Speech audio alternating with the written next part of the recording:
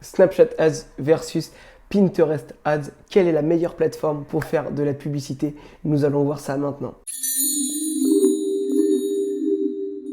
Pour ceux qui ne savent pas ce que c'est, Pinterest est un réseau social sous forme de moteur de recherche où on va vraiment pouvoir trouver des inspirations d'une diversité de choses. On va vraiment pouvoir partager des photos, des vidéos et par exemple quand tu es en train de refaire ta cuisine, tu es chez toi, tu as acheté une maison, tu vas refaire ta cuisine, tu vas taper cuisine, l'application sur ordi et téléphone bien entendu, tu vas taper cuisine et tu auras un tas d'idées de décoration, ce genre de choses. C'est vraiment un réseau social qui est là pour t'aider à trouver de l'inspiration et des idées sur une multitude de choses. C'est assez vaste. Je t'invite juste à prendre un petit rendez-vous dans le premier lien de la description. Je te rappelle qui on est une agence spécialisée sur Snapchat Ads. Donc si tu es une marque e-commerce ou un simple e-commerçant et que tu souhaites t'attaquer à Snapchat Ads, je serai ultra content de te prendre en rendez-vous et t'expliquer ce que l'on propose. On reprend nos propos maintenant. Pinterest, c'est 16 millions d'utilisateurs avec une part de femmes qui s'élève à 77%.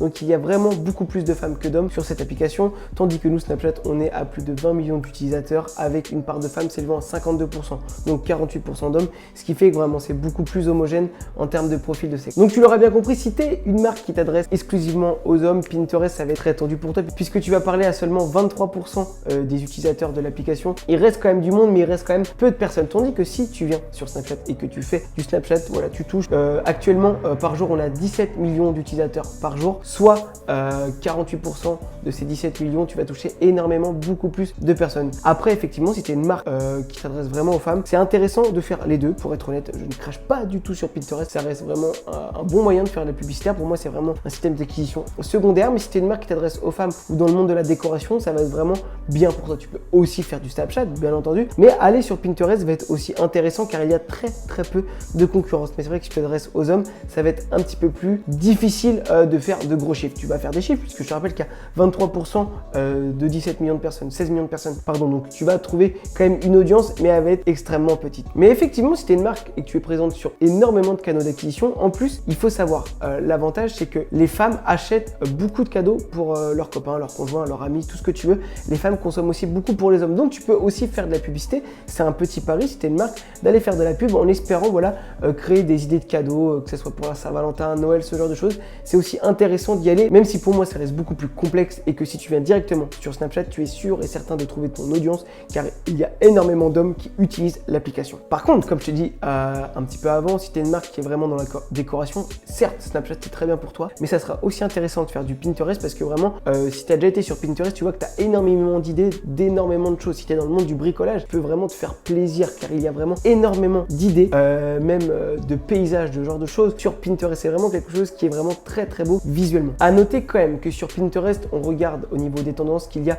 de plus en plus d'hommes qui utilisent l'application. Donc je pense que les profils vont vraiment se rééquilibrer et que dans 3-4 ans, voilà, on sera du 60-40, du 50-50 en termes de profil et on arrivera sensiblement à sur ce qui se fait sur Snapchat Ads. On a quand même un petit peu moins de marge de manœuvre sur Pinterest. Il faut le noter quand même que ça va être vraiment des produits quand même, comme je dis, niché décoration. Femmes, les hommes, c'est un peu plus compliqué. Je pense que c'est beaucoup plus facile et beaucoup plus mainstream d'aller dans un premier temps sur Snapchat. Ça fonctionne sur Snapchat. On va faire du TikTok. On va aussi justement faire du Pinterest. C'est vraiment intéressant de faire du multicanal. Mais c'est vrai que je pense qu'il est plus facile de s'insérer dans un premier temps sur Snapchat. Il y a plus d'utilisateurs. On l'utilise plus longtemps. Les profils des sexes sont beaucoup plus homogènes. Donc c'est-à-dire que tu vas vraiment avoir une multitude de choix en termes de consommateurs. Que là sur Pinterest, ça va être vraiment accentué et tu l'auras bien compris. Femmes, décoration, ce genre de choses. Si tu es une marque de sport homme, c'est vrai que ça va être vraiment beaucoup plus compliqué que sur Snapchat. Tu vas directement trouver tes audiences. En ce qui concerne les coûts publicitaires, on est sur deux plateformes qui sont sous-estimées et sous-utilisées. Comme la publicité en ligne, c'est un système d'enchères. Il y a très peu d'entreprises qui veulent faire de la publicité, donc il y a très peu d'enchères et les coûts publicitaires sont très faibles. On est à 5 à 6 fois moins élevé que sur Facebook pour vraiment du trafic qui est vraiment qualifié. Il faut noter aussi que la phase de testing, la phase où on s'approprie l'application, où on va tester ces nouvelles audiences est beaucoup plus longue sur Pinterest. On va être sur un système d'enchères et de bid manuel. C'est un peu compliqué à prendre en main quand on l'essaye. Après voilà, je suis loin d'être un expert. Comme vous le savez, nous on est vraiment experts sur Snapchat, mais il est intéressant quand même de regarder tout ce qui se fait aux alentours parce qu'il ne faut pas avoir uniquement qu'une seule source d'acquisition. Je le dis à chaque fois, l'idéal c'est de faire vraiment du multicanal. Mais il faut savoir que si tu tu commences sur Pinterest, voilà, la phase de testing va être beaucoup plus longue. Sur Snapchat, tu peux vraiment arriver, mettre du gros budget et être performant directement. Tu vas vraiment aussi pouvoir dépenser plus en termes de dépenses journalières. Tu as une possibilité de scaler sur Snapchat qui est énorme, alors que c'est un petit peu plus minime sur Pinterest. Même si les gens consomment avec Pinterest, tu vas vraiment pouvoir faire un petit peu moins de chiffre d'affaires en termes. Il faut savoir que nous, sur Snapchat, tu es performant. C'est comme sur Facebook. Au bout de 3-4 jours, tu peux avoir de très belles performances en termes de visuel publicitaire. On n'est pas du tout sur les mêmes approches. Pinterest, c'est vraiment un réseau social qui est vraiment en termes de beauté, c'est beau, c'est épuré. Que nous, sur Snapchat, ce qui fonctionne le mieux, c'est la review client, l'unboxing, c'est vraiment vous filmez, vous demandez à quelqu'un qui se filme avec votre produit, c'est ce qui cartonne le plus. Il faut que sur Snapchat, la personne qui consomme votre contenu n'ait pas l'impression de consommer une publicité. Que sur Pinterest, il va vraiment falloir faire des visuels qui sont excellents. Toutes les photos qui se trouvent sur Pinterest, à 95% du temps, elles sont magnifiques, elles sont avec des petits fils. C'est vraiment un réseau social qui est très beau, très esthétique. Que nous, sur Snapchat, on a l'habitude de consommer des stories d'un tel ou d'un tel où il n'y a pas forcément de mise en scène. Et la publicité qui cartonne, c'est la publicité qui ressemble au contenu qui est proposé par l'application. Et sur Snapchat, c'est vraiment la review client, comme je disais, l'unboxing. Tu te filmes, tu présentes le produit, c'est ce qui cartonne le plus en format story, bien évidemment. Tu peux aussi faire du marketing authentique, filmer les produits toi-même, ça fonctionne sur toutes les plateformes. Mais c'est vrai que je pense qu'il faut quand même mettre un step supplémentaire sur Pinterest parce que c'est ce qui fonctionne le mieux. Tu es sur cette application, ceux qui utilisent cette application de façon quotidienne sont là pour s'inspirer. Donc c'est vrai que si tu arrives, tu proposes quelqu'un qui parle avec un carton dans la main ou un stylo, ça dépend ce que tu vends, ça va être vraiment beaucoup plus compliqué d'avoir de plus belles performances que si tu étais sur Snapchat. Pour conclure, je pense que Snapchat a un réel petit avantage sur Pinterest. Plus de personnes, l'application existe depuis plus longtemps et on le consomme plus longuement de façon quotidienne.